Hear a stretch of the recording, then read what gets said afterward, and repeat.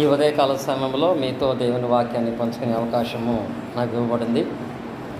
అందును బట్టి దేవునికి కృతజ్ఞతలు తెలియజేస్తూ ఈ క్రమమందు మరలా పెందలకడనే సిద్ధపడి వచ్చి పాల్గొన్నటువంటి ప్రతి ఒక్కరికి కూడా యేసుక్రీస్తు నామమున హృదయపూర్వక వందనాలు తెలియజేస్తూ మా ప్రియులకును స్థానిక సేవకులకును నాకంటే ముందు వాక్యం చెప్పినటువంటి రమేష్ గారికి ప్రతి ఒక్కరికి కూడా మరొకసారి హృదయపూర్వక వందనాలను తెలియజేస్తున్నాను. సమయం చాలా తక్కువ కనుక డైరెక్ట్గా మనం పాఠంలోకి వెళ్ళిపోదాం. మనం ఈ బైబిల్ తరగతి యందు ముఖ్యమైన అధ్యాయాలలో గత రాత్రి మనం ప్రారంభించుకున్నటువంటి అధ్యాయం ఏంటి? అపోస్తలుల కార్యాలు 2వ అధ్యాయము. ఈ 2వ అధ్యాయంలో 47 వచనాలు ఉంటాయని, ఈ 47 వచనాలను 6 భాగాలుగా మనం నేర్చుకోవచ్చని చెప్పి, ఈ 47 వచనాలలో ఎన్ని భాగాల వరకు రాత్రి నేర్చుకున్నాం? 4 భాగాల వరకు రాత్రికాల సమయమందు అపోస్తలుల కార్యం 2వ అధ్యాయం నుంచి మనం నేర్చుకున్నాం. మొదట దేని గురించి చెప్పుకున్నాం? పెంతెకోస్తు పండుగ అంటే ఏంటి, ఆ పండగ విషయంలో ఇశ్రాయేలుకు దేవుడిచ్చినటువంటి ఆజ్ఞలేంటి, రెండవది పరిశుద్ధాత్మ శక్తిని గురించి, పరిశుద్ధాత్మ శక్తి అపోస్తలుల మీదకి ఎలా వచ్చింది, ఆ శక్తి వచ్చినప్పుడు వారు ఏం చేశారు అనే దాన్ని నేర్చుకున్నాం. మూడవది అన్య భాషల గురించి, బైబిల్ ప్రకారంగా అన్య భాషలు అంటే ఏంటి, ఎలా మాట్లాడితే అన్య భాషలుగా భావించాలి, ఎలా మాట్లాడితే దెయ్యాలు మాట్లాడుతున్నట్లుగా గుర్తించాలి, అన్య భాషలు మాట్లాడే విధానాన్ని గురించినటువంటి క్రమాన్ని లేఖన భాగాల్లో నేర్చుకున్నాం. ఆ తదుపరి ఈ అపోస్తలుల కార్యములో 2వ అధ్యాయం అంతటికి కూడా ముఖ్యమైన ఏకైక ప్రసంగం గురించి మాట్లాడుకున్నాం. ఆ ప్రసంగం అపోస్తలుడైనటువంటి పేతురు గారి యొక్క ప్రసంగాన్ని గురించి. పేతురు గారి యొక్క ఈ ప్రసంగాన్ని మనము 16వ వచనం నుంచి 36వ వచనం వరకు మనం చూస్తాము. అపోస్తలుల కార్యాలు 16వ వచనం నుంచి 36వ వచనం వరకు. అంటే ఎన్ని వచనాలు?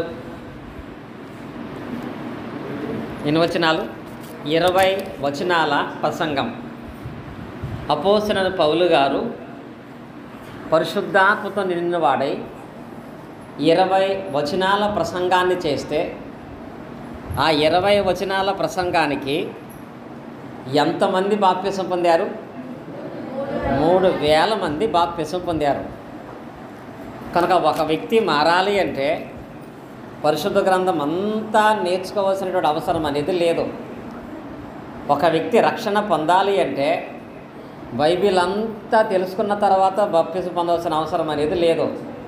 తాను పాపినని, తన పాపము కొరకు యేసుక్రీస్తు చనిపోయాడని నమ్మితే చాలు ఆ వ్యక్తి ఏం పొందొచ్చు? బాప్తిసం పొంది పాపక్షమాపణ పొంది క్రీస్తునందు కొనసాగుతూ అప్పుడు మిగతా విషయాలను అభివృద్ధి పొందొచ్చు. అలాగే పేతురు గారు కూడా 20 వచనాలలో చేసినటువంటి ప్రసంగాన్ని మనం జ్ఞాపకం చేసుకున్నాం. ఈ 20 వచనాలలో పేతురు గారు తీసుకున్న వాక్యాలు ఎన్ని? 4 వాక్యాలు తీసుకున్నాడు ఆయన. 4 వాక్యాలతో 20 వచనాల ప్రసంగాన్ని చేస్తే 3000 మంది మారారు. అంటే ఆ ప్రసంగములో ఎంత మర్మం ఉందో, ఎంత గొప్ప అర్థం ఉందో మనం గ్రహించాలి. సమయాన్ని బట్టి దాన్ని క్లుప్తంగా మీకు జ్ఞాపకం చేస్తాను. మొట్టమొదట పేతురు గారు తీసుకున్నటువంటి వాక్యము మీకు నిన్న ఆల్రెడీ నోట్ చెప్పేశాను. యోవేలు గ్రంథము 2వ అధ్యాయము 28 నుండి 32వ వచనం వరకు ఈ ప్రవచనాన్ని పేతురు గారు తీసుకున్నాడు. ఇదే వచనం అపోస్తలుల కార్యములో ఏ వచనాల్లో ఉంది? ఇదే పదం 17వ వచనం నుంచి 22వ వచనం వరకు మనకి అపోస్తలుల కార్యములో కనబడుతుంది. ఎప్పుడైనా ఒకటి గుర్తుంచుకోండి, బైబిల్ చదివేటప్పుడు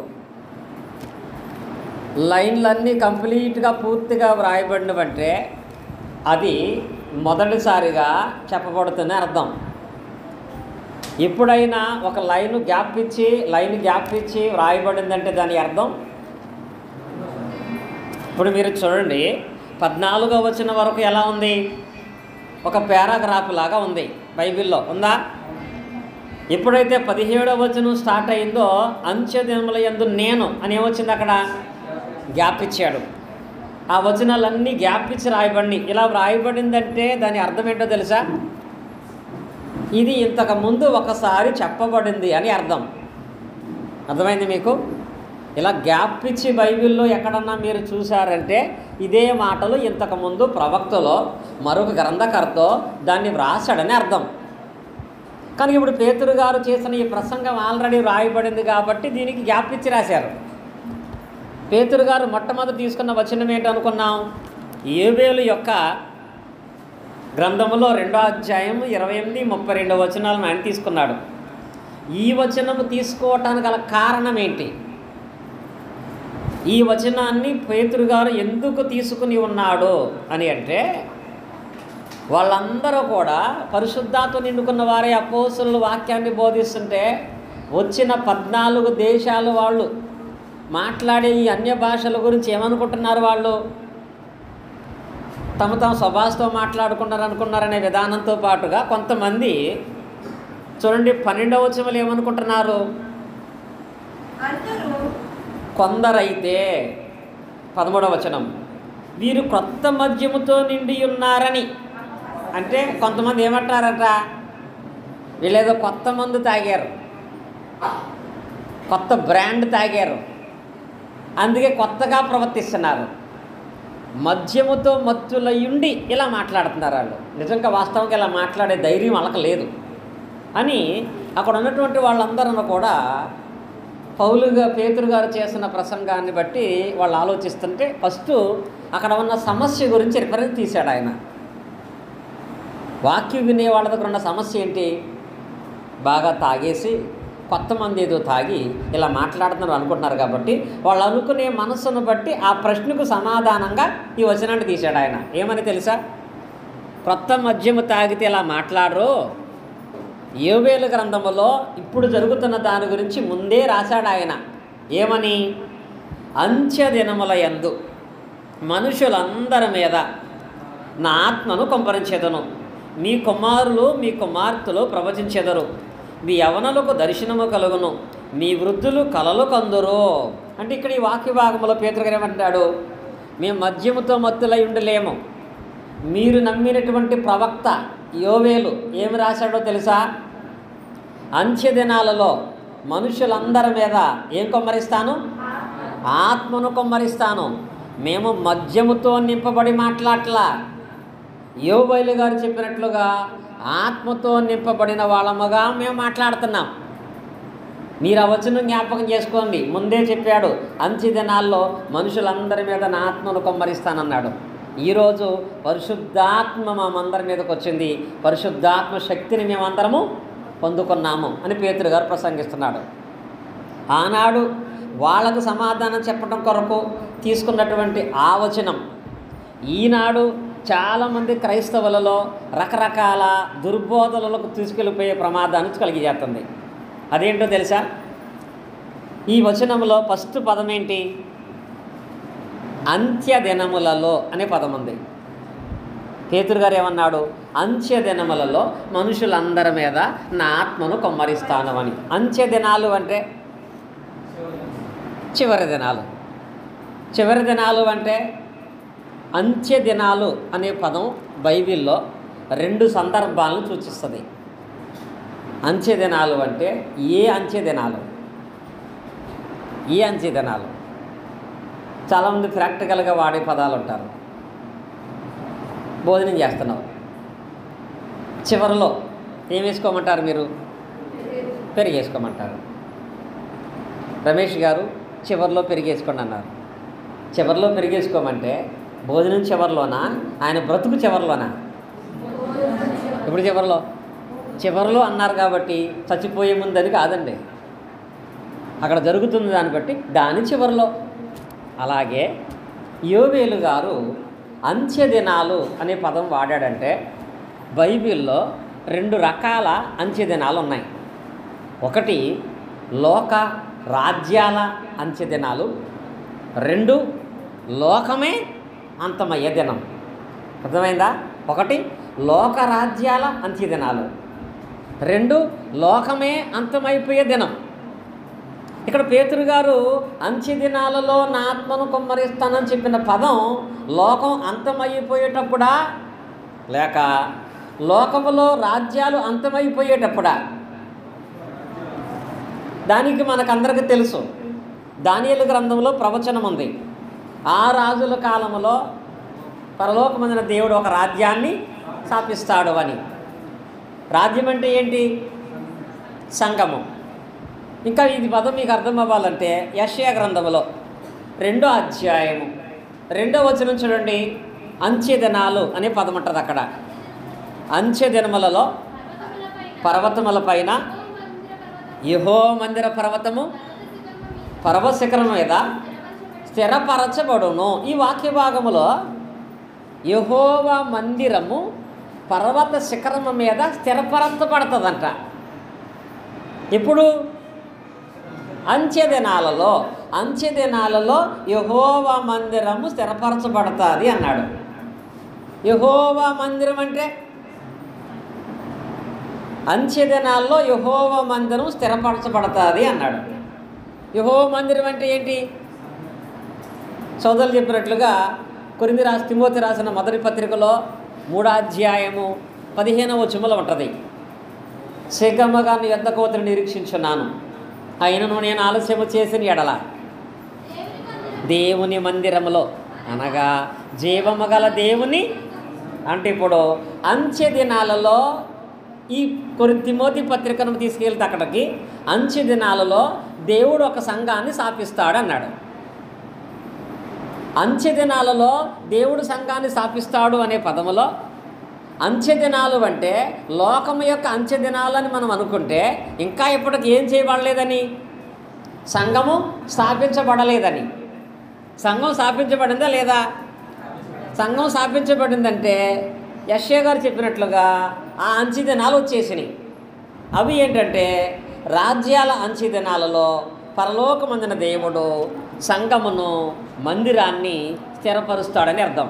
కనుక సంఘము స్థాపించబడే దినాలలో దాని అర్థం మీకు అర్థమైందా? యోవేలు ప్రవచనం పేతురు గారు జ్ఞాపకం చేస్తూ అంత్య దినాలు అంటే రాజ్యాలు అంతరించిపోయి సంఘము స్థాపించబడే దినాలలో ఒక ప్రవచనం ఉంది. పరలోకమందున దేవుడు మనుషులందరి మీద ఏం చేస్తాడు? తన ఆత్మను కుమ్మరిస్తాడు సంఘ ప్రారంభ దినాలలో. అప్పుడు ప్రజలందరూ కూడా ప్రవచిస్తారు, కలలు కంటారు, దర్శనాలు కూడా కలుగుతాయి అని అన్నాడు. మరి ఇప్పుడు ఇవి ఈ రోజుల్లో కూడా ఉంటాయా? సంఘ ప్రారంభ దినాలలో కలలు కంటారన్నాడు, సంఘ ప్రారంభ దినాలలో ప్రవచనాలు ప్రవచిస్తారన్నాడు, సంఘ ప్రారంభ దినాలలో దర్శనాలు కలుగుతాయి అన్నాడు. ఈ వచనాన్ని బట్టి ఇప్పుడు కూడా చాలామంది నాకు రాత్రి దర్శనం వచ్చింది, రాత్రి కల్లో దేవుడు నాతో మాట్లాడాడు, పరిశుద్ధాత్మ శక్తితో మేము మాట్లాడుతున్నామంటారు. ఇప్పుడు కూడా కలలు, దర్శనాలు, ప్రవచనాలు మనకు వస్తాయా రావా? వస్తాయా? విశ్వాసులు కాదు, సేవకులే పెడుతున్నారు. మా అయ్యగారికి బయలుపరిచినటువంటి సంఘం అంటాడు. ఏమరిసారట? ఆయనకి బయలుపరిచిన సంఘం అంటే దేవుడు ఆయనకు దర్శనం ద్వారా బయలుపరిచాడు. ఇప్పటికీ కూడా దేవుడు దర్శనాల ద్వారా మనుషులతో మాట్లాడుతున్నాడా? మనుషులతో మాట్లాడుతున్నాడే భావనలోనే చాలామంది ఉన్నారు. పేతురు గారి ప్రసంగాన్ని అపార్థం చేసుకుంటున్నారు. ప్రసంగంలోని అర్థం ఏంటంటే సంఘ ప్రారంభ దినాలలో కలలు కంటారు, దర్శనాలు వస్తాయి, ప్రవచనాలు ప్రవచిస్తారు. ఎందుకనగా చూడండి, హెబ్రీయులు రాసిన పత్రికలో 1వ అధ్యాయము 1వ వచనంలో ఒక పదం ఉంది. ఏమని? పూర్వకాలమందు నానా సమయాల్లోనూ నానా విధములుగాను మన ప్రవక్తల ద్వారా మన పితరులతో మాట్లాడిన దేవుడు ఈ దినముల అంతమందు కుమారుని ద్వారా మనతో మాట్లాడాడు. ఈ వాక్య భాగములో పూర్వకాలములో నానా సమయాల్లో నానా విధాలుగా ప్రవక్తల ద్వారా దేవుడు మాట్లాడాడు. నానా సమయాల్లో అంటే అనేక సమయాలు, నానా విధాలుగా అంటే కళల ద్వారా, దర్శనాల ద్వారా, ప్రవచనాల ద్వారా, ప్రవక్తల ద్వారా దేవుడు మాట్లాడాడు. చివరికి దేవదూతల ద్వారా కూడా దేవుడు మాట్లాడాడు. దినాలు అంతమంది ఎవరితో మాట్లాడాడట? యేసుక్రీస్తు ద్వారా మాట్లాడాడు. మాట్లాడాను. దేవుడు తన మాట్లాడే విధానాలు పాత నిబంధనలు అనేక రకాలుగా ఉన్నాయి. దినాలు అంతం వచ్చేటప్పటికి యేసుక్రీస్తు మాట్లాడిన మాటలే ఫైనల్ చేశాడు. ఆయన మాట్లాడిన దానికంటే ఎక్కువగా ఇంకా ఆయన ఏమీ మరలా కొత్తగా ఎవరికి చెప్పనని, యేసుక్రీస్తు వారి ద్వారా మాత్రమే దేవుడు మానవ రక్షణకు, పరలోక మార్గానికి సంబంధించిన విషయాలు మాట్లాడేయటం అనేది జరిగింది. ఈ యేసుక్రీస్తు ద్వారా మాట్లాడిన మాటలు స్థిరపరచబడేంత వరకు దేవుడు ప్రారంభ దినాలలో దర్శనాలు, కళలు, ప్రవచనాలు ఇచ్చి మనుషులందరినీ వాక్యములో స్థిరపరిచాడు. పేతురు గారు ఇలా పరిశుద్ధాత్మ శక్తి పొందుకొని అన్య భాష మాట్లాడేటప్పటికీ సంపూర్ణమైన బైబిల్ ఉందా? బైబిల్ అనేది లేదు. అలాగే పేతురు గారికి కొర్నేలికి దర్శనం వచ్చేటప్పటికి సంపూర్ణమైన బైబిల్ ఉందా? అప్పటికి బైబిల్ లేదు. కనుక పరిశుద్ధ గ్రంథం సంపూర్ణమయ్యేదాకా దేవుడు సంఘ ప్రారంభ దినాలలో కళల ద్వారా, దర్శనాల ద్వారా, స్వప్నాల ద్వారా మాట్లాడుకుంటూ వచ్చాడు. అలా మాట్లాడుకుంటూ వచ్చినటువంటి విధానంలోనే పౌలు గారికి కూడా దేవుడు ఏమిచ్చాడు? దర్శనం ఇచ్చాడు. పౌలు గారు కూడా దమస్కు మార్గంలో క్రీస్తు వారి యొక్క దర్శనమును చూసి మారు మనసు పొందాడు. ఇప్పుడు మనం పౌలు గారికి లాగా నాకు దర్శనం రావాలి, పౌలు గారికి లాగా మాకు దర్శనాలు వస్తున్నాయని భావిస్తే అసలు యేసుక్రీస్తువా కాదు, దేవుడు కాదు, పౌలు గారు ఊరుకుంటాడా? పౌలు గారే దర్శనం చూసిన పౌలు గారే ఈ దర్శనముల గురించి, కళల గురించి ఆయన ఏం మాట్లాడుతున్నాడు అంటే, చూడండి, కొరింథీయులకు రాసినటువంటి మొదటి పత్రిక 13వ అధ్యాయంలోకి మనం వెళ్ళినట్లయితే, దేవుడు ప్రారంభ దినాలలో అనగా రాజ్యాల అంచె దినాలలో, సంఘ ప్రారంభ దినాలలో కళల ద్వారా, స్వప్నాల ద్వారా, ప్రవచనాల ద్వారా మాట్లాడిన దేవుడు తర్వాత ఆ వాటి విషయమే ఎలాంటి విధానాన్ని కలిగి ఉంటాడని చెప్పాడని చూడండి. వాక్య భాగంలో కొరింథీయులకు రాసిన మొదటి పత్రిక 13వ అధ్యాయం 8వ వచనం, ప్రేమ శాశ్వత కాలముండును, ప్రవచనమైన నిరర్ధకమగను, భాషలను నిలిచిపోవను, జ్ఞానమైన నిరర్ధకమగను, కొంత మట్టుకు ఎరుగుదము, కొంత మట్టుకు ప్రవచించున్నాము కానీ. అంటే ఏమైపోతాయంట? భాషలు నిలిచిపోతాయి, ప్రవచనాలు కూడా నిరర్ధకమైపోతాయి. ఎప్పుడు ఆగిపోతాయి భాషలు? ఎప్పుడు ఆగిపోతాయి కళలు? ఎప్పుడు ఆగిపోతాయి దర్శనాలు? ఎప్పుడు ఆగిపోతాయి? 10వ వచనంలో ఏముంది? పూర్ణమైనది వచ్చినప్పుడు పూర్ణము కానిది నిరర్ధకమగును. పూర్ణమైంది ఏంటి? బైబిల్ సంపూర్ణమైంది. ఇంకేమన్నా రాయాలా? ప్రకటన స్పష్టంగా చెప్పాడు, దీంట్లోకి మీరు ఏది కలపొద్దు, ఏది తీసేయద్దు. అంటే దీన్ని కంప్లీట్గా నేను సంపూర్ణం చేసేసాను, పూర్తి చేసేసాను. చాలామంది వంటలు చేసేటప్పుడు చూడండి, ఇదిగో సాంబార్లు ఏమయ్యాలో మొత్తం వేసేసా, దయచేసి ఎవడో ఏమయ్యద్దు. అలాగే దేవుడు కూడా బైబిల్ విషయంలో మీకు సంపూర్ణంగా ఏమయ్యాలో పూర్తిగా ఇచ్చేసాను. ఇది సంపూర్ణం అయ్యేంత వరకు పూర్ణము కాని వాటి అవసరం ఉంది. ఏంటవి? కళలు, దర్శనాలు, స్వప్నాలు, ప్రవచనాలు. ఇప్పుడు ఇది సంపూర్ణమైంది కనుక పూర్ణము కాని దాని విషయంలో మీరు విశ్వాసాన్ని కలిగి ఉండవద్దు. ఎప్పుడు ఇది సంపూర్ణమైందో పూర్ణము కానిది ఏమవుద్ది? నిరర్ధకం అవుతుంది. ఇంకా సింపుల్గా మీకు అర్థమయ్యేది చెప్పాలంటే, మనం స్లాబ్ వేస్తున్నాం. స్లాబ్ వేసేటప్పుడు దాని కింద సెంటరింగ్ పెడతారు. దేనికి పెడతారు? ఆ స్లాబు గట్టిపడి నిలబడేంత వరకు కూడా ఈ సెంటరింగ్ అవసరం, అవునా? స్లాబ్ నిలబడి గట్టిపడిన తర్వాత సెంటరింగ్ ఏం చేస్తాం? తీసి బయట పడేస్తాం. సెంటరింగ్ తీసి బయట పడేసావంటే నీ ఉద్దేశం స్లాబ్ గట్టిగా ఉండిపోద్దని నీ యొక్క నమ్మకం. స్లాబ్ గట్టిపడిందని తెలిసిన తర్వాత కూడా మళ్ళీ పట్టుకొని సెంటరింగ్ కార్లో పెడుతున్నామంటే దాని అర్థం ఏంటి? నీకు స్లాబ్ మీద నమ్మకం లేదు. అలాగే బైబిల్ సంపూర్ణముగా దేవుడిచ్చాడని తెలిసిన తర్వాత అసంపూర్ణమైనటువంటి కళలు కంటున్నాము, దర్శనాలు వస్తున్నాయి, భాషలు మాట్లాడుతున్నాము, ప్రవచనాలు కలుగుతున్నాయి, అవి కూడా మేము నమ్ముతున్నాం అంటున్నామంటే స్లాబ్ కింద మళ్ళీ సెంటరింగ్ కర్రెడుతున్నాం. కనుక ఇవన్నీ స్లాబులు నిలబడే వరకు మాత్రమే. అలాగే దేవుడు కూడా కలలైనా దర్శనాలైనా వాక్యము స్థిరపరచబడేంత వరకు నేను ఇచ్చాను. అంచె దినాల ప్రారంభం ముగింపులో, క్రొత్త నిబంధన ప్రారంభ దినాల్లో నేను ఇచ్చాను. ఆ తర్వాత పూర్ణమైన బైబిల్ వచ్చిన తర్వాత పూర్ణము కానీ ఇవన్నీ ఏమవుతాయి? నిరర్ధకం అయిపోతాయి. కనుక ఎవరును కూడా మా కళ్ళు వస్తున్నాయి, మాకు దర్శనాలు వస్తున్నాయి, మాకు కూడా దేవుడు రాత్రి కనపడ్డాడు, దేవదూత రాత్రి నాతో కనపడే మాట్లాడింది అనే మాటల విషయంలో మీరు విశ్వాసం కలిగిన వారుగా ఉంటున్నారంటే దీని విషయంలో మీకు ఎంత మాత్రం నమ్మకం లేనట్టే. అయినా మన కళలు వస్తాయా రావా? వస్తాయి రావా? కళలు వలన ప్రయోజనం లేదంటున్నారు, కానీ మరి మా కళ్ళు వస్తున్నాయి కదా అంటారు. కళలు రానటువంటి వాళ్ళు ఎవరుంటారు? మా కేరవి గారికి 2 రోజులు అయితే అంత ఇంటికాడ కళ వస్తుంది. పిల్లలు, భార్య, కుటుంబం 2 రోజులు వచ్చండి. వాళ్ళ గురించి ఆలోచిస్తా కళ్ళలో కూడా వాళ్ళే ధ్యాస కదా. మరి కళలు అనేవి ఇప్పుడు కూడా రావడానికి గల కారణం ఏంటో తెలుసా? కళ వచ్చిందని దాన్ని దేవుని వాక్యానికి నువ్వు ఎప్పుడు కూడా మలుచుకోకూడదండి. సేవకులు కూడా మనుషులు కళలు వస్తుంటే అయ్యా రాత్రి నీ కళ నాకు ఈ కళ వచ్చిందనగానే ఆ కళకి సొంత కథ అల్లి ఆ కథ కూడా ఈయనకు అనుకూలంగా అల్లుకొని వాళ్ళని మోసం చేయటం. ఒక ఆవిడికి కళలో మంచి కుక్క వచ్చిందంట. కుక్క ఒళ్ళంతా మాత్రం గజ్జి పెట్టిందంట. ప్రొద్దున్నే వచ్చాయా రాత్రంతా నా కళలో గజ్జి కుక్కే ఉందంట. అయ్యగారు అన్నాడంట, అమ్మా దేవుడు నీకు గొప్ప మర్మం చూపించాడు తెలుసా? నీ లోపాన్ని దేవుడు సరిచేయమని ఆ దర్శనమిచ్చాడు. కుక్క విశ్వాసానికి సాదృశ్యం. నీకు విశ్వాసం అయితే ఉందా, కానీ ఆ విశ్వాసానికి కొంత గజ్జి ఉందమ్మా.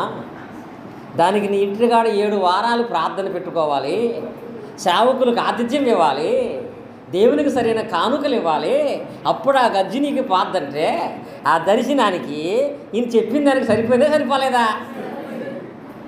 ఇలా అనేక మంది ప్రతి కళను పట్టుకొచ్చి సేవకులకు చెప్పి వాళ్ళ సొంత ఆలోచనను బట్టి వాళ్ళ విశ్వాసాన్ని భ్రష్టతలో పడేసుకొని క్రీస్తునందు విశ్వాసతని కోల్పోతున్నారు. అసలు ఇప్పటి కాలంలో కూడా కళలు అనేవి ఎందుకు వస్తాయో తెలుసా? అందరికంటే తెలివైన ఒక ఆయన ఉన్నాడు బైబిల్లో. ఎవరు? మా టీవీలో కేరవి గారి లాగా. ఎవరో తెలుసండి? సొలొమోను గారు. ఆయన ఈ కళల గురించి రాశాడండి.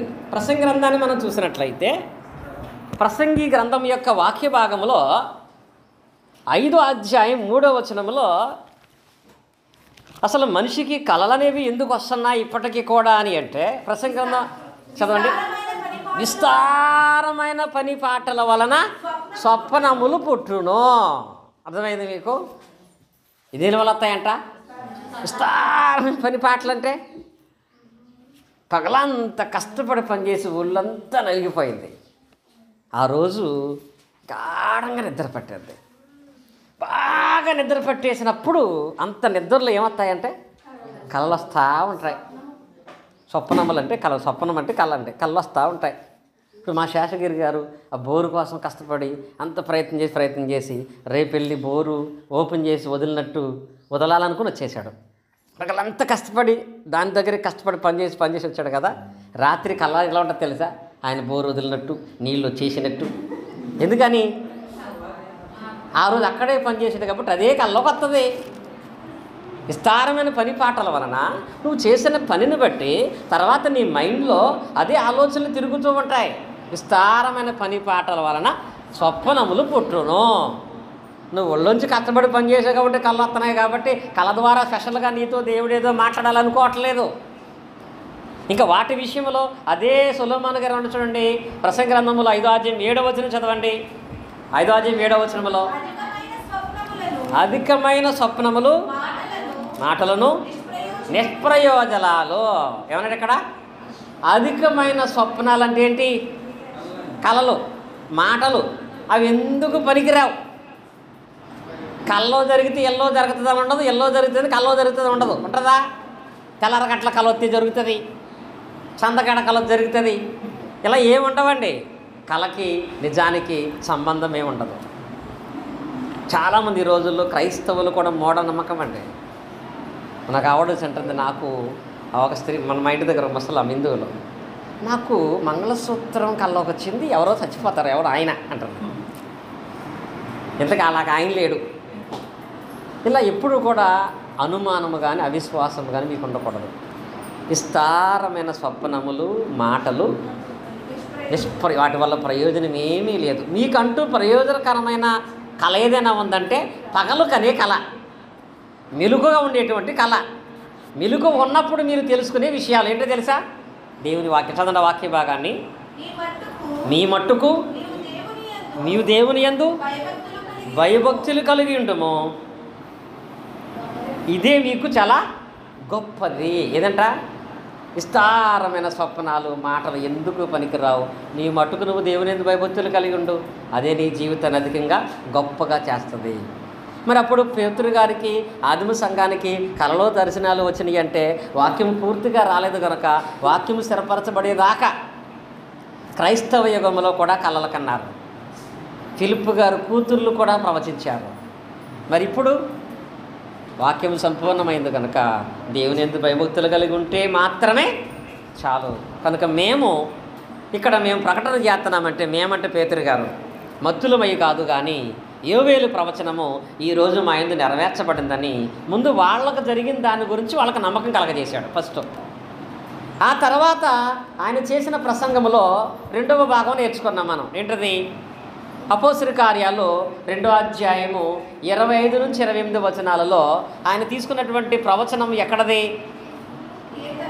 కీర్తనల గ్రంథము 16వ అధ్యాయము 8 నుండి 11 వచనాలలో ఆయన తీసుకున్నటువంటి భాగాన్ని మనం అక్కడ చూసినట్లుగా లేఖన భాగాలని మనం చూస్తున్నాము.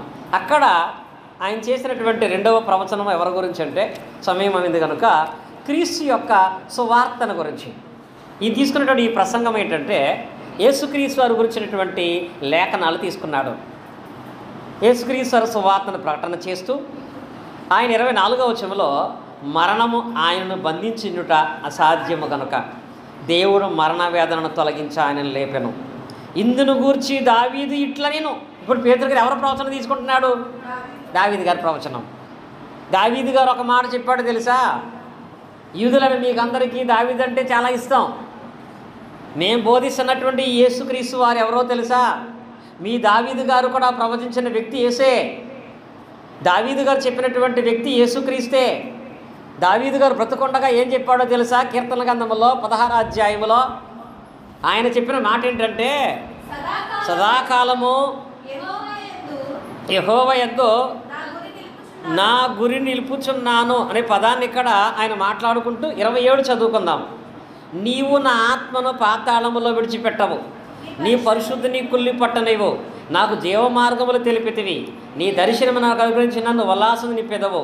సహోదరులారా, మూల పురుషులకు దావీదును గురించి మీతో నేను దాళముగా మాట్లాడవచ్చును. అతను చనిపోయి సమాధి చేయబడను, అతని సమాధి నేటి వరకు మన మధ్య. ఇక్కడ దావీదు గారు ఏం ప్రవచించాడు? అయ్యా, నీ పరిశుద్ధుడిని కుళ్ళు పట్టనివ్వవు, నీ పరిశుద్ధుడిని తిరిగి లేపుతావని దావీదు గారు చెప్పాడు. వీళ్ళందరూ ఏమనుకున్నా తెలుసా? ఆయన దేవుడు దావీదు గారికి ఇచ్చినటువంటి జ్ఞానాన్ని బట్టి దావీదు తన గురించి మాట్లాడుకున్నాడు అనుకుంటున్నారు. అయ్యా, నీవు నీ పరిశుద్ధుడిని కుళ్ళు పట్టనివ్వవు, సమాధాన పాత్రుగా ఎంచుతావు అని దావీదు గారు చెప్పారు. కానీ ఆ మాట దావీదు తన గురించి చెప్పలేదు. ఎందుకంటే దావీదు గారు చనిపోయాడు, తిరిగి లేచాడా? అప్పటికే దావీదు గారు చనిపోయి కొన్ని వందల సంవత్సరాలు అయింది. నీ పరిశుద్ధిని కుళ్ళి పట్టనీయవు అని చెప్పిన మాట దావీదు గురించి కాదు. చనిపోయిన తర్వాత కుళ్ళిపోకుండా ఒక ఆయన లెగుస్తాడు, ఆయనే పరిశుద్ధని దావీదు గారు చెప్పాడు. ఆనాడు దావీదు గారు చనిపోయిన తర్వాత కుళ్ళిపోకుండా తిరిగి లేచని చెప్పినటువంటి ఆయన ఎవరో తెలుసా? ఈ ప్రభువే, ఈ యేసుక్రీస్తే. మీరందరూ సిలువేశారు, సమాధి చేశారు, 3వ దినాన తిరిగి లేచాడు. ఆయన దేహము కుళ్ళిపోదనటానికి మేమే సాక్ష్యం. దావీదు గారు చెప్పింది ఈ యేసుక్రీస్తు గురించి అని దావీదు గారి ప్రవచనాన్ని అక్కడ ఆయన జ్ఞాపకం చేసి ఈ విధానంలో క్రీస్తు యొక్క జీవితమును గురించి, ఆయన యొక్క సువార్తను గురించి వారిలో నమ్మకాన్ని కలగజేశాడు. ఇంకా తర్వాత ఆయన తీసుకున్నటువంటి మూడవ ప్రవచనం 2వ అధ్యాయము 30వ వచనంలో ఏం తీసుకున్నాడు? మూడవ ప్రవచనం ఆయన ఎందులో తీసుకున్నాడు? ఆయన సమూయేలు 2వ గ్రంథములో 7వ అధ్యాయము 12 నుండి 16 వచనములటువంటి విషయాన్ని ఇక్కడ యేసుక్రీస్తు వారి గురించి పేతురు గారు ప్రవచనంగా జ్ఞాపకం చేశాడు. అదేంటంటే ఇక్కడ చదువుకుందాం 30. అతడు ప్రవక్త అయి ఉండెను కనుక అతని గర్భములో నుండి అతని సింహాసనకు ఒకరిని కూర్చుండబెట్టుదును అని దేవుడు తనతో ప్రమాణపూర్వకముగా ఒట్టు పెట్టుకున్న సంగతి అతడెరిగి. ఏ సంగతి అంటారా? దేవుడు శాశ్వత కాలము నీ గర్భములో పుట్టినవాడు సింహాసనం మీద ఆసనుడై ఉంటాడని చెప్పాడంట. ఎవరికి? దావీదుకి. ఈ దావీదుకి దేవుడు ఎక్కడ చెప్పాడు? సమూయేలు మొదటి గ్రంథములో 2వ గ్రంథము 7వ అధ్యాయం 12-16లో చెప్పాడు. ఏమని? దావీదు నీ గర్భములో పుట్టే ఒక వ్యక్తి ఉంటాడు, అతను శాశ్వత కాలము రాజ్య పరిపాలన చేస్తాడు. దావీదు గారు గర్భంలో పుట్టి రాజు అయింది ఎవరు? దావీదు గారి తర్వాత సొలొమోను. ఆయన ఎంతకాలం పరిపాలన చేశాడు? 40 సంవత్సరాలు మాత్రమే. ఆయన తర్వాత రెహబాము, ఆయన కూడా కొద్ది సంవత్సరాలు మాత్రమే. శాశ్వత కాలం దావీదు గారి శారీరక సంబంధమైన జీవితంలో పుట్టినటువంటి కొడుకులు ఎవరు శాశ్వత కాలం రాజులుగా లేరు. కానీ అదే దావీదు గర్భంలో ఒక ఆయన పుడతాడు. ఆయన శాశ్వత కాలము రాజ్యం చేస్తానని చెప్పారు కదా. ఆ దావీదు గర్భంలో పుట్టిన వ్యక్తే యేసుక్రీస్తు. ఎందుకనగా దావీదు గారి గోత్రం ఏంటి? యోధా. యేసుక్రీస్తు గోత్రం ఏంటి? యోధా గోత్రములో ఒక ఆయన పుడతాడు. ఆయన శాశ్వత కాలం రాజ్యం చేస్తారని చెప్పాను కదా. కనుక ఆ యోధా గోత్రములో ఉన్నటువంటి యోసేపు కుమారుడుగా పుట్టిన యేసుక్రీస్తు వారే దావీదు గర్భంలో పుట్టినవాడు. ఆయన ఒక రాజ్యాన్ని స్థాపించాడు. ఆ రాజ్యం ఎలా ఉంటుంది? శాశ్వత కాలము నిలిచిందై ఉంటుంది అనే దాన్ని జ్ఞాపకం చేశాడు. ఎవరి ప్రవచనం? దావీదు గారి ప్రవచనం. 3వ ప్రవచనం అయిపోయిన తర్వాత ఆయన చెప్పిన 4వ ప్రవచనం ఏంటంటే అపోస్తుల కార్యగ్రంథములో 2వ అధ్యాయము 34-35 వచనాల్లో ఇంకొక ప్రవచనం చెప్పాడు.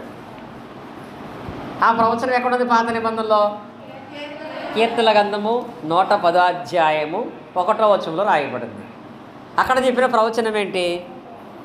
దేవుడు అన్నాడంట, ఈ యొక్క రాజ్యములన్నిటిని కూడా నీకు స్వాధీనపరిచేంత వరకున కూడా. చూడండి ఇక్కడ 34లో దావీదు పరలోకమునకు ఎక్కుపోలేదు, అయితే అతడు ఇట్లా నేను నీ శత్రువులు నీ పాదపీఠముల కింద ఉంచే వరకు నీవు నా కుడిపార్శ్వమున కూర్చుండమని ప్రభువు నా ప్రభుతో.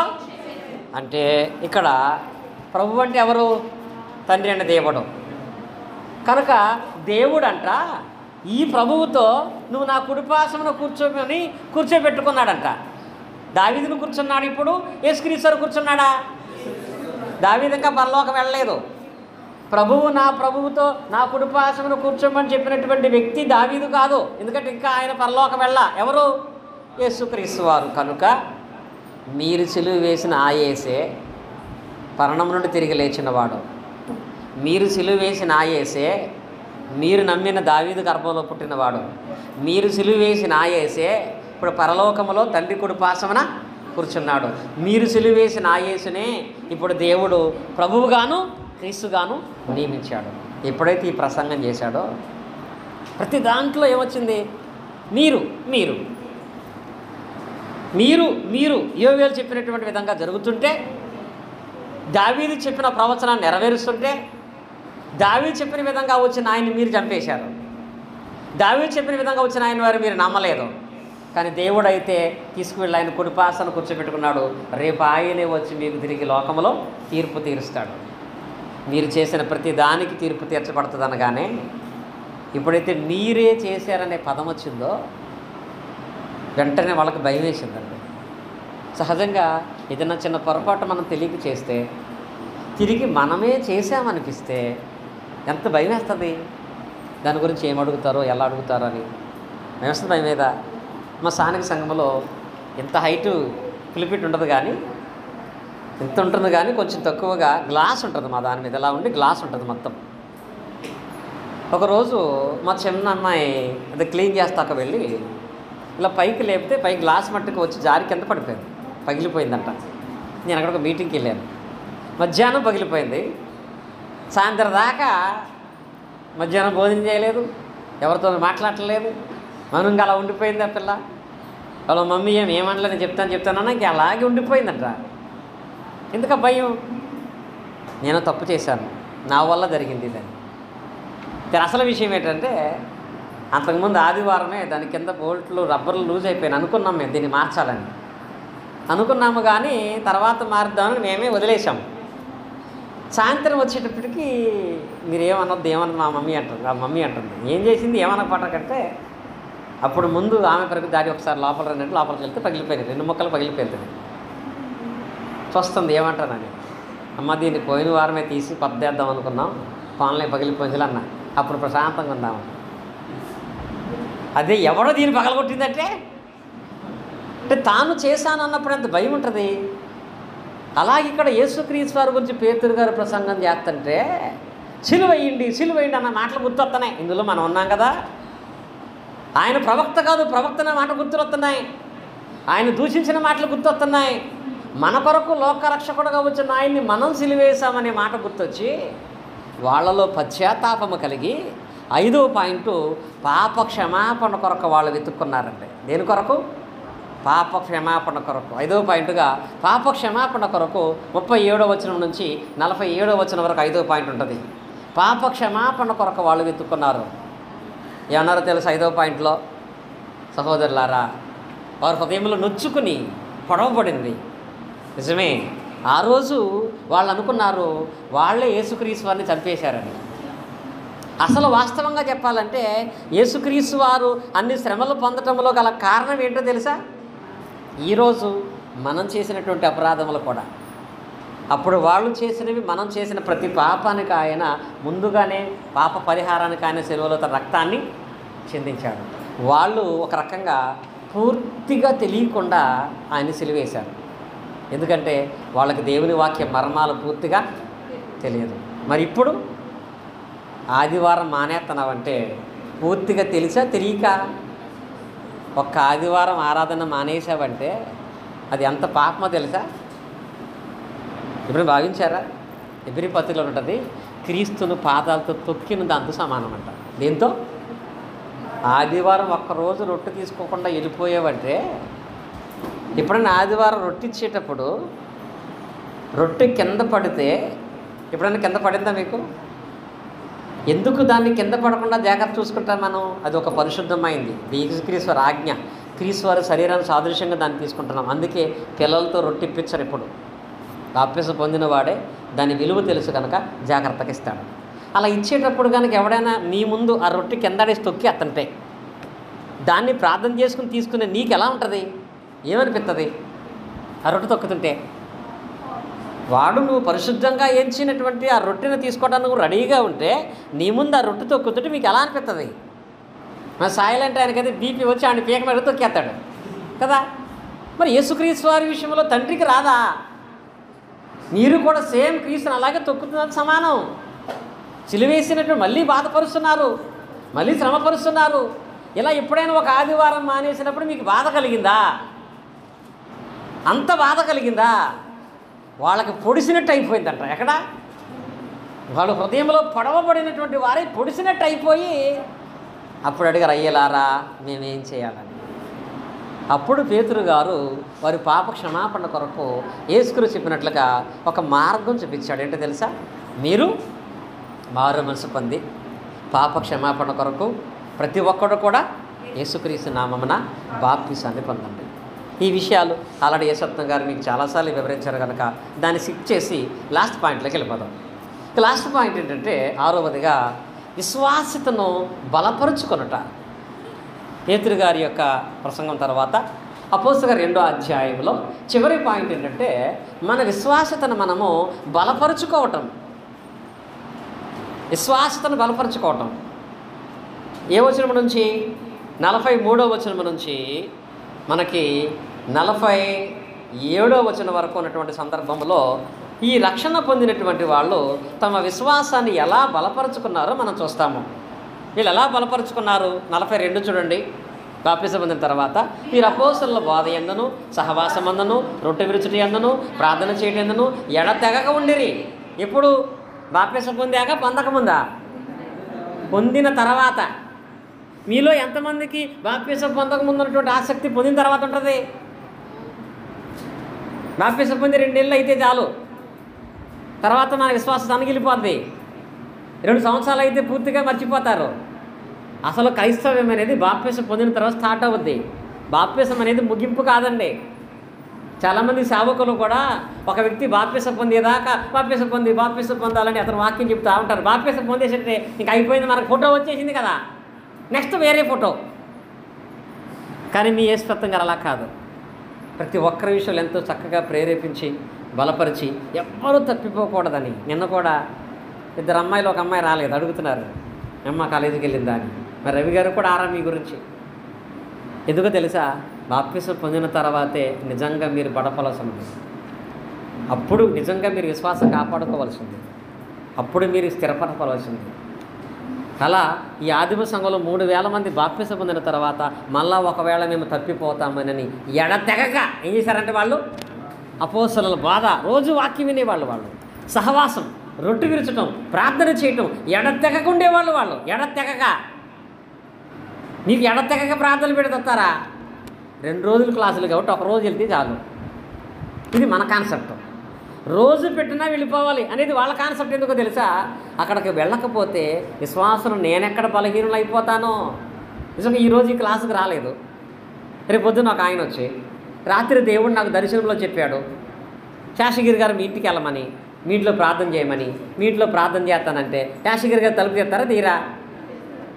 ఈరోజు ఈ వాక్యం వింటే దర్శనాలు కళలు అనేవి ఇప్పటి కాలంలో లేవని చెప్పగలుగుతాడు.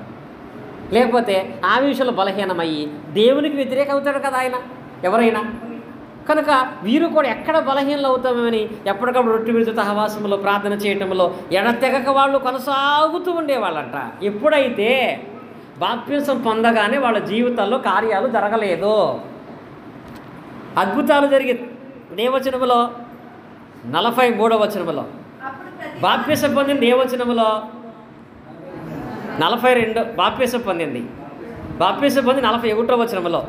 41లో బాప్తిసం పొందారు, 43లో కార్యాలు జరిగినాయి. మధ్యలో ఏం చేశారు వాళ్ళు? సహవాసములో ఎడతెగక ఉన్నారు. బాప్తిసం పొందగానే దేవుని కార్యాలు ఉండవు. బాప్తిసం పొందిన తర్వాత ఓర్పు కలిగి, విశ్వాసము కలిగి, నీవు దేవుని కొరకు ఎదురు చూస్తూ సహవాసములో ఉండాలి. అప్పుడు మనం ఏమనుకుంటాం? 42 తీసేస్తాం. బాప్తిసం పొందాను కార్యం జరగల, బాప్తిసం పొందాను కార్యం జరగల. బాప్తిసానికి కార్యానికి ముందు నీ విశ్వాసం కనపడాలి, నీ క్రియలు కనపడాలి, నీ సహవాసం కనపడాలి, నీ భక్తి కనపడాలి, నీ ప్రార్థన. అప్పుడు కదా 43వ వచనంలో అప్పుడు ఆయన వాళ్ళ ముందు అద్భుతమైన కార్యాలు చేశాడు. ఎప్పుడైతే కార్యాలు జరిగినవో వాళ్ళు ఇంకా అక్కడి నుంచి ఇంకా ఎక్కువ చేశారంట. ఏం చేశారు? ఎక్కువ అంటే ఇంకా వాళ్ళు ప్రతిదినము దేవాలయంలో కూడుకుంటారు. ఇంటింట రోజు భోజనాలు వాళ్ళకి. ఎలాగా? రోజు. ఈరోజు ఒకరింటి గారు ప్రార్థన పెట్టి భోజనం పెట్టడం. ఇలా ప్రార్థన పెట్టుకోవడానికి అప్పటి దినాల్లో కొన్ని ఆటంకాలు అంటే తెలుసా? అన్యులు ఊరుకునే వాళ్ళు కాదు కాబట్టి ప్రార్థన, అయ్యా ఈరోజు మా ఫ్యామిలీ తరపున మనం బాప్తిసం పొందినటువంటి ఇన్ని వేల మంది, సుమారు 3,000 మంది మా కుటుంబం తరపున ప్రార్థన పెట్టుకుని వాక్యం నేర్చుకుందాం. ఇక్కడ ప్రార్థన అయిపోయిన తర్వాత 3,000 మంది కూడా మా ఇంటికి వచ్చేయండి. ఏం పెడతాను? భోజనం పెడతాను. మళ్ళీ రేపు, అయ్యా రేపు నా కుటుంబం తరపున పెట్టేయండి. ఇలా రోజు ప్రార్థనలే, రోజు భోజనాలే. ఎందుకు పెట్టాలి తెలుసు? వాళ్ళు మా కుటుంబం ద్వారా వాక్యం వెళ్ళాలి, మా కుటుంబాన్ని బట్టి అనేక మంది బలపరచబడాలని ప్రతి దినము దేవాలయంలో కూడుకుంటూ ఇంటింటా రొట్టెలు చేయాలంటాడు. అప్పుడంటే వాళ్ళ ఆహారం ఏంటి? ఇంటింటా వాళ్ళ రొట్టెలు తింటూ సహవాసం కలిగి, ఇది కూడా సరిపోట్లా. ఇలా కాదని మొత్తం వాళ్ళకున్న ఆస్తి అంతా కూడా అమ్మేసి, ఎవరి అకౌంట్ అనకలేదండి, అందరికి ఒకే అకౌంట్. అందరూ పట్టుకొచ్చి వారి చిరస్థిర హాస్టల్ అన్నీ కూడా పట్టుకొచ్చి అపోస్తల పాదాల దగ్గర పెట్టేసి, నీ మన భేదాలు వద్దు, అందరం సమానమే, ముందు మనకు కావాల్సింది ఏంటి? సహవాసం, వాక్యం, బోధ మనకు కావాలి కనుక వాళ్ళ ఆస్తి అంతా పట్టుకొచ్చి సమిష్టిగా ఉంచినప్పటికి ఏమవుతుంది? అక్కడ నువ్వు ఎక్కువ నేను తక్కువ కాదు కదా. సమిష్టిగా ఉంచుకొని ఆస్తిని బట్టి పని చేసుకుంటూ దేవుని సహవాసంలో వాళ్ళు కొనసాగేటువంటి వారుగా ఉన్నారు. ఎప్పుడైతే అలా వారు కొనసాగుతున్నారో, సంఘం ఐక్యతగా ఉందో, సంఘం భక్తిగా ఉందో అప్పుడు బయటి వాళ్ళు అనేక మంది వచ్చేవాళ్ళు. ఈ రోజుల్లో క్రొత్త వాళ్ళు ప్రార్థనకు రాకపోవటానికి, క్రొత్త వాళ్ళు బాప్తిసం పొందకపోవడానికి గల కారణం ఏంటో తెలుసా? అత్యద్భుతంగా యేసురత్నం గారు అద్భుతంగా వాక్యం చెప్తాడు, కానీ ఇంతకుముందు బాప్తిసం పొందిన వాళ్ళ జీవితం చూస్తే కొత్తవాడికి పొందబోతే ఇట్లా. ఇంతకుముందు బాప్తిసం పొందిన వాడి మాటలు, వాడి ప్రవర్తన, వాడి జీవితం చూస్తే నేను పొందిన అలా అయిపోతానేమో లేనిపోయింది. బాప్తిసం పొందిన నరకానికి వెళ్ళడం కంటే వెళ్ళకపోతేనే మంచిది అనిపించేట్టు కొంతమంది ప్రవర్తిస్తున్నారు. కానీ అక్కడ వాళ్ళు అలా లేరండి. ఆ 3000 మంది ప్రవర్తిస్తుంటే ఎవరి కాళ్ళు మేము కూడా ఆ గ్రూపులోకి వెళ్ళిపోవాలి, మేము కూడా ఆ సంఘంలో ఉండాలి, మేము కూడా ఆ సహవాసంలో ఉండాలని చెప్పి అనేక మంది వచ్చి యేసుక్రీస్తు నామమున బాప్తిసం పొందేసేవాళ్ళంట. ఇంకా అక్కడ డైరెక్ట్గా ఎవరున్నారో తెలుసా? బాప్తిసం ఎత్తుంటే ఇప్పుడు ఒకళ్ళిద్దరైతే వేరు కదా, ఇంతమంది బాప్తిసం పొందితే డైరెక్ట్గా యేసుక్రీస్తు వరకు అక్కడ ప్రభువు వారిని ఏం చేస్తానంట? సంఘంలో చేర్చుచుండేమో. పేతురు గారు ప్రసంగం చేస్తున్నాడు, ప్రభువు సంఘములో వారిని చేరుస్తున్నాడు. ఇక్కడ 3000, తర్వాత 5000 మంది బాప్తిసం పొందారు. ఇలా సంఘం అభివృద్ధి పొందటానికి, దేవుని కార్యాలు గొప్పగా జరగటానికి గల కారణం ఏంటో తెలుసా? సంఘము సహవాసములు ఎదగటానికి వాళ్ళ విశ్వాసతలో తమను తాము బలపరుచుకుంటూ ఉన్నారు కనుక దేవుడు వాళ్ళని అద్భుతంగా ఆస్వాదించాడు. ఇది అపోస్తలుల 2వ అధ్యాయములో సంఘం ప్రారంభించబడినటువంటి సమయము, సంఘం ప్రారంభించబడిన తర్వాత బలపరచబడటానికి వాళ్ళు చేసినటువంటి ప్రయత్నాలు. ఇంత గొప్పదైన అధ్యాయం ధ్యానించాం. ఆ అధ్యాయంలో మన సంఘం, మన స్థానిక సంఘం ఎలా ఉంది, మన విశ్వాసం ఎలా ఉంది అని దాన్ని పరిశీలన చేసుకుని లేఖనాల్లో మనమైతే ముందుకు కొనసాగుదాము. ఇటు సమయాన్ని నాకు ఇచ్చినటువంటి సహోదరులకి, ఆసక్తి కలిగినటువంటి అందరికీ కూడా క్రీస్తు నామమున హృదయపూర్వక వందనాలు తెలియజేస్తున్నాను.